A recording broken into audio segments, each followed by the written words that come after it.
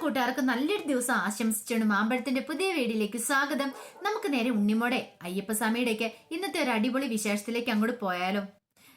ഞാനൊരു ചെറിയ യാത്രയിലായതുകൊണ്ട് കേട്ടോ വീഡിയോസ് ഇടാൻ താമസിച്ചേ. അപ്പൊ നാളെ മുതൽ മറക്കാതെ കൃത്യസമയത്ത് തന്നെ വീഡിയോസ് അപ്ലോഡ് ചെയ്യാട്ടോ. അപ്പൊ ഇന്നത്തെ വിശേഷത്തിൽ കാണിച്ചിരിക്കുന്നേ തമ്പുരുവിന്റെ അച്ഛനും അമ്മയുടെ നേരെ മനയിൽ നിന്ന് വീട്ടിലേക്ക് യാത്രയാവുമായിരുന്നു. ഈ സമയത്ത് തമ്പുരിന്റെ അമ്മ പറഞ്ഞു, എന്നാലും അവരെന്ത് ദുഷ്ടന്മാരല്ലേ, നമ്മുടെ സ്വർണ്ണമൊക്കെ അവർ അടിച്ചു മാറ്റില്ലെന്ന് ചോദിക്കുന്നുണ്ട്. രഘു പറഞ്ഞു, ചില ആൾക്കാർ ഇങ്ങനെയാ, നമുക്ക് പോലീസ് കേസ് കൊടുക്കണ്ടായിരുന്നു. പറയാം, വേണ്ടേട്ടാ, ഇനിയിപ്പോ പോലീസും കേസും ഒക്കെ ആയിട്ട് അതിന്റെ പുറകെ നടക്കണ്ട, അവർക്കുള്ള ശിക്ഷ ദൈവം അവർക്ക് കൊടുത്തോളൂ എന്ന് പറയുന്നുണ്ട്. ഇങ്ങനെ പോകുന്ന സമയത്ത് പെട്ടെന്ന് തമ്പുരുമോളുടെ തലയിലേക്ക് തമ്പുരിന്റെ അമ്മ നോക്കണം. ഇതെന്താ മോളെ, നിന്റെ തലയിൽ ഒരു ലോക്കറ്റ് വലിയിരിക്കുന്നത്, ഇതെന്താന്ന് ചോദിക്കണം. എനിക്കറിയില്ല അമ്മയെന്ന് പറയാണ്. നീ അറിയത്തില്ല, നിന്റെ തലയിൽ ഇത് എവിടുന്ന് വന്നാന്ന് ചോദിക്കുക. എനിക്കറിയില്ല. പെട്ടെന്ന് അതങ്ങ് എടുക്കുവാണ്. എടുത്തിട്ട് അങ്ങോട്ട് അങ്ങോട്ട് കളഞ്ഞു. ആ പുറത്തേക്ക് അങ്ങോട്ട് കളയുവേതെ. പക്ഷെ അത് അവിടുന്ന് തലേ വന്നിരുന്ന മനേന്ന് വന്നാന്നൊന്നും തമ്പുരിന്റെ അമ്മയ്ക്കൊന്നും അറിയില്ലായിരുന്നു. പിന്നീട് ഇവര് യാത്ര തുടരുവാണ്.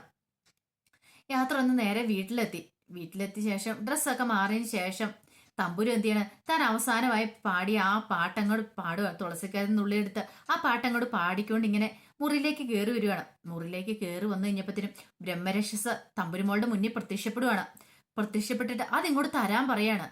തമ്പുരിന് എന്താന്ന് പോലും മനസ്സിലായില്ല. കൈ ഇങ്ങ് നീട്ടുക തരാനും പറഞ്ഞുകൊണ്ട്. തമ്പുരു അത് കണ്ടതും തമ്പുരു ബോധം കെട്ട് വീഴുവാണ്. പെട്ടെന്ന് തമ്പുരിന് എന്ത് ചെയ്യണമെന്ന് പോലും അറിയത്തില്ലാത്ത അവസ്ഥയായിപ്പോയി. ഇത്രയും ഒരു രൂപം കണ്ടു കഴിഞ്ഞപ്പത്തേനും, പേടിപ്പെടുത്തുന്ന രൂപം കണ്ടു കഴിഞ്ഞപ്പത്തേനും പെട്ടെന്ന് ബോധം കിട്ടി വീണു. ഉണ്ണിമോളി ചോദിച്ചു, അല്ലേ ഗിരിദേവ, പിന്നീട് എന്താ സംഭവിച്ചെന്ന് ചോദിക്കുകയാണ്.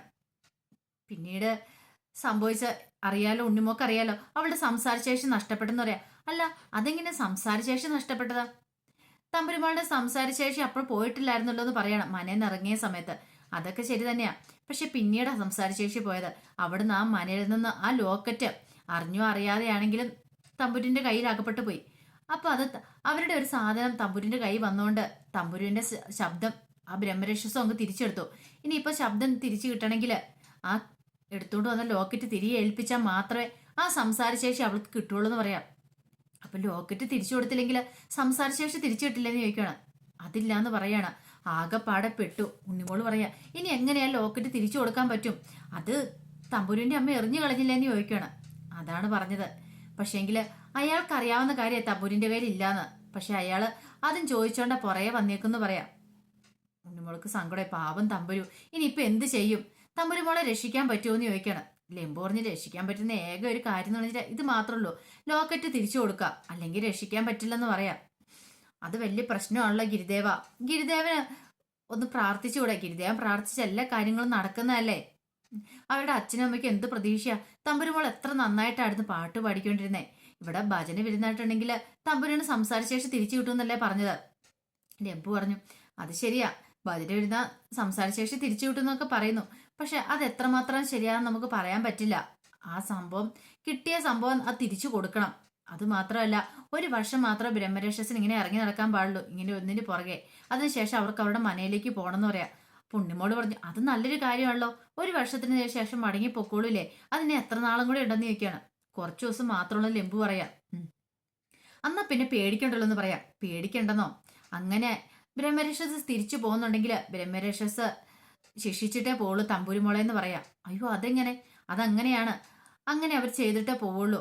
പക്ഷെ അത് താങ്ങാനുള്ള ശേഷി തമ്പുരുവിന് ഉണ്ടാവില്ലെന്ന് പറയണം. ഉണ്ണിമോൾക്ക് വീണ്ടും സങ്കടമായി. ഒരു പ്രതീക്ഷയൊക്കെ ഉണ്ടായിരുന്നു ബ്രഹ്മരക്ഷസ് തിരിച്ചു പോകുന്നത്. പക്ഷെ ഇത്രയും കാലം തമ്പുരുവിനെ ഉപദ്രവിക്കാതിരുന്നത് അയാൾക്കറിയായിരുന്നു തമ്പുരു തെറ്റും ചെയ്തിട്ടില്ലെന്ന്. അറിയാതെയാണ് തമ്പുരുവിന്റെ തലയിൽ അത് ആ ലോക്കറ്റ് വന്നിരുന്നേന്ന്. അതുകൊണ്ട് ഉപദ്രവിക്കാതിരുന്നേ. അയാള് ധാർമ്മികത്വമൊക്കെ ഉള്ള ഒരാള്. കാരണം ഒരു മരിച്ചുപോയ ഒരു ദുർമരണം നടന്ന ഒരു ബ്രാഹ്മണനാണല്ലോ വിഷ്ണു ശർമ്മൻ. അയാളാണല്ലോ ബ്രഹ്മരക്ഷസായിട്ട് മാറിയത്. അപ്പൊ അതുകൊണ്ട് ആണ് അയാൾ ഇതുവരായിട്ടും തമ്പുരിനെ ഉപദ്രവിക്കാനൊന്നും ഇരുന്നത്. ഇതുവരായിട്ട് ഉപദ്രവിച്ചിട്ടൊന്നുമില്ല. പക്ഷെ ഇനി അങ്ങനെ ആയിരിക്കില്ല. കാരണം പോകുന്നതിന് മുമ്പ് അയാൾ മനയിലേക്ക് തിരിച്ചു പോകുന്നതിന് മുമ്പ് അയാള് ശിക്ഷ കൊടുത്തിരിക്കുമെന്ന് പറയാം.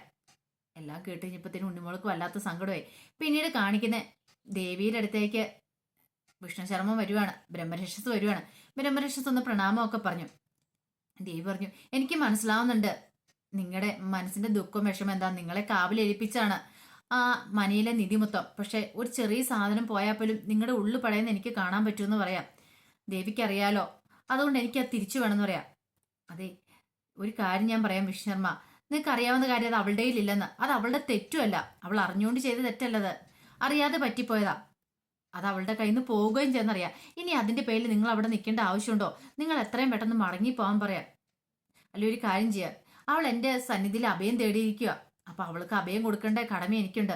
അതുകൊണ്ട് അവൾക്ക് വേണ്ടിയിട്ട് എന്ത് വേണമെങ്കിലും പകരം ചോദിച്ചോ, ഞാൻ എന്തും തരാമെന്ന് ദേവി പറയാം. ഇത് കേട്ട് കഴിഞ്ഞപ്പോൾ വിഷ്ണു ശർമ്മൻ പറഞ്ഞു, ദേവി എന്നോട് പൊറുക്കണം. കാരണം ആ നിധിയിലെ, അല്ല ആ മനയിലെ ഒരു ചെറിയൊരു നിധി പോലെ സൂക്ഷിച്ചിരുന്ന ഒന്നാണ് ആ ലോക്കറ്റ്. അപ്പൊ ആ ലോക്കറ്റ് അത് തിരിച്ചു കൊണ്ടുവെക്കേണ്ട എൻ്റെ കടമയാണ്. അതിന് പകരം എന്ത് തന്നാലും എനിക്ക് മതിയാവില്ല, എനിക്ക് അത് തന്നെ വേണമെന്ന് പറയണം. ഇത് കേട്ടതും ദേവി പറഞ്ഞു, ഒരു കാര്യം ചെയ്തോ, ഞാൻ ആ മോൾക്ക് അഭയം കൊടുക്കാന്ന് വാക്ക് കൊടുത്തിട്ടുള്ള എൻ്റെ തിരുനടയിൽ അവള് അപേക്ഷിച്ച് വന്നിരിക്കുന്ന. അപ്പൊ അവളെ രക്ഷിക്കാതിരിക്കാൻ എനിക്ക് പറ്റില്ല, ഞാൻ അവളെ രക്ഷിച്ചിരിക്കുമെന്ന് പറഞ്ഞിട്ട് ദേവി അങ്ങോട്ട് അപ്രത്യക്ഷമാവാണ്. ഈ സമയത്ത് ബ്രഹ്മരാക്ഷസ് അങ്ങോട്ട് പോവുകയും ചെയ്തു. പിന്നീട് ഗിരിദേവനും ലംബുവും കൂടെ ദേവിയുടെ അടുത്തേക്ക് വരുവാണ്. അപ്പൊ ദേവിയുടെ അടുത്ത് വന്നു കഴിഞ്ഞപ്പോ ദേവിയോട് പറഞ്ഞു, അല്ല തമ്പൂരിന്റെ കാര്യങ്ങളൊക്കെ അറിയാലോ, അവൾ എന്റെ തിരുനാളെ വന്നിരിക്കുകയാണ് എന്റെ സഹായം അഭ്യർത്ഥിച്ച. അവളെ രക്ഷിക്കേണ്ട കടമ എന്റേതാണ്. പക്ഷെ ബ്രഹ്മരക്ഷസ് ഇപ്പം മനയിലേക്ക് മടങ്ങിയിരിക്കുക.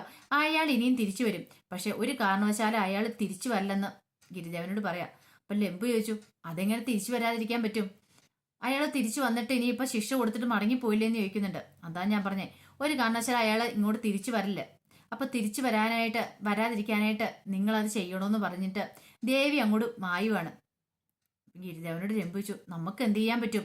ബ്രഹ്മരക്ഷസ് ഇങ്ങോട്ട് തിരിച്ചു വരുന്നതിന് നമുക്ക് തടയാതിരിക്കാൻ പറ്റുമോ എന്ന് ചോദിക്കുകയാണ്. നമ്മൾ തടയണം, അതിനുള്ള മാർഗങ്ങളൊക്കെ ഉണ്ടെന്ന് ഗിരിദേവൻ പറയാം. അല്ല അതെന്ത് മാർഗമാ ഗിരിദേവൻ ചോദിക്കുക. മാർഗമോ, നമുക്ക് ഉണ്ണിമോളെയും തമ്പുരിമോളെയും എല്ലാം കൂടെ അങ്ങോട്ട് കൊണ്ടുവരണമെന്ന് പറയാം. അതെങ്ങനെ സാധിക്കും? ഇവിടെയാണ് ദേവിയുടെ ആണെങ്കിൽ നടയിലിരിക്കണ ഒരു കുഴപ്പമില്ല, അവൾക്ക് ഒരു ആപത്ത് സംഭവിക്കില്ല. പക്ഷെ ഇവിടുന്ന് കൊണ്ടുപോയിട്ടുണ്ടെങ്കിൽ അവൾക്ക് ആപത്ത് സംഭവിക്കില്ലേന്ന് ചോദിക്കുകയാണ്. മനയിലേക്ക് പോയിട്ടുണ്ട്, ബ്രഹ്മരക്ഷസ് വസിക്കുന്ന മനയല്ലേ, അവിടെ പോയിട്ടുണ്ട്, അവളുടെ ജീവൻ അപകടമല്ലേന്ന് ചോദിക്കുകയാണ്. അതൊക്കെ ശരി തന്നെ, ഇപ്പം ഞാൻ നോക്കിയിട്ട് ഇതാ വഴി, അതിനൊക്കെ ഒരു മാർഗങ്ങളുണ്ടെന്ന് പറയാം. പിന്നീട് കാണിക്കുന്നത് മുത്തശ്ശിയുടെ അരിയിലേക്ക് ഓടി തമ്പുരുമോളെ എത്തിയിട്ട് കെട്ടിപ്പിടിക്കുന്നുണ്ട് മുത്തശ്ശീനെ.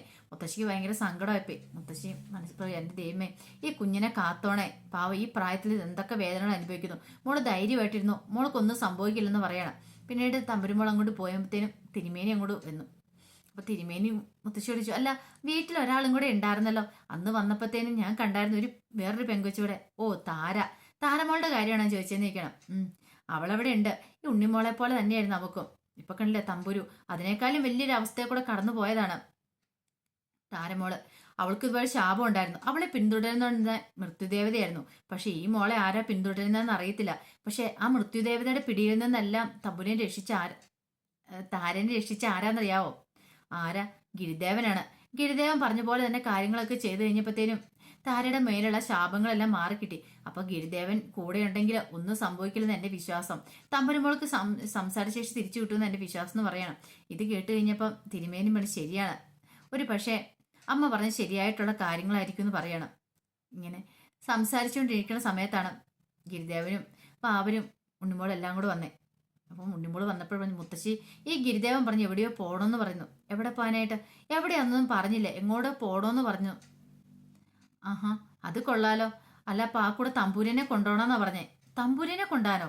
അതെങ്ങനെ ശരിയാവും? അവളിവിടെ ഭജനം ഇരിക്കില്ലെന്ന് ചോദിക്കണം. പെട്ടെന്ന് ഗിരിദേവൻ അങ്ങോട്ട് വന്നേ. ഗിരിദേവൻ മുത്തശ്ശി വിഷമിക്കൊന്നും വേണ്ട കേട്ടോ, ഇവിടെ ഭജനം ഇരിക്കുന്ന പോലെ തന്നെയായിരിക്കും അവിടെ ചെന്നിട്ടുണ്ടെങ്കിൽ.